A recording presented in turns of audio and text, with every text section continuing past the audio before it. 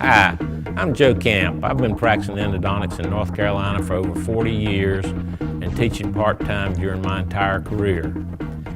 It's impossible to do good root canals without knowledge and understanding of root canal anatomy. Let's take just a couple of minutes to discuss some of the basics. Going back to 1925 from a study done by Hess and Zurcher, we can see with models that they made of the teeth that pulpal anatomy has unlimited variations. And pulpal anatomy affects their ability to completely debride and fill the canal system.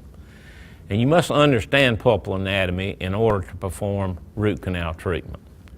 Conservative treatment in undeveloped roots must be rendered to allow root completion to give the strongest root possible to prevent future root fracture. Completion of root development simplifies the anatomy of the root canals. Many treatments are based upon the diagnosis of root development. And in order to diagnose root development, one must have a thorough knowledge of root formation. So let's look at the formation of the root canals in the human. If we look at these two upper premolars, we can see how roots form on teeth from this single canal at the cervical line. As the root development and length is increased, the sheath bridges over and fuses together. And once that happens, as illustrated by this tooth on the right, you see the division into two canals. Within each of these canals, you can then have the formation of more than one canal. And so that is how we get multiple canals within the roots. If we look at this illustration, again of two upper premolars, we see a tooth on the left which has three separate roots that were formed by Hertwig's epithelial root sheath, while the tooth on the right only has two roots that were formed by Hertwig's sheath, but within the facial or top canal that you see in this tooth, you can see there's going to be a division of this tooth into two canals. Thus, both of these teeth will wind up with three canals, while the formation was not the same in the two canals. And treatment's going to be different here in these teeth because of the way these teeth form.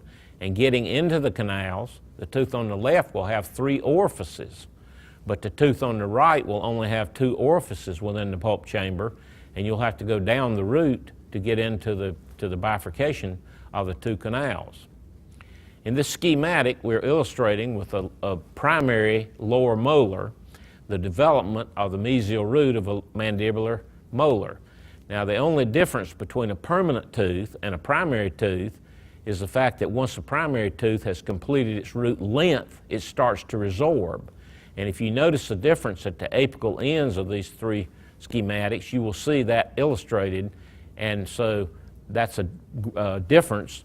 The primary tooth never has an apical constriction, whereas a permanent tooth goes on and develops an apical constriction because you don't have the resorption going on.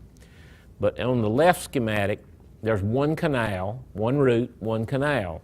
If you look in the middle schematic, what has happened here is that because the root is narrower in the center, you've had a coming together of the mesial and distal aspect of the root, and this fuses, and then you start to grow islands of dentin. This happens in multiple places up and down the root, and this eventually, in most teeth, will go to the third schematic on the right where you have a division into two separate canals. But in some teeth, we have these channels continue to exist across here, and they're called isthmuses. The problem is that in a conventional radiograph, we can't see those isthmuses.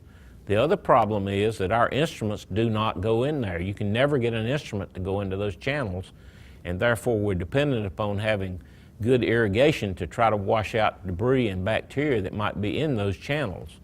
So there's one other aspect of the development that you need to be aware of that creates problems for us. Because these roots are wider at the exterior and the canals thus are going to be wider, as you get this division, it leaves a projection going toward the center of the tooth like a pointed triangle, and that is called a fin.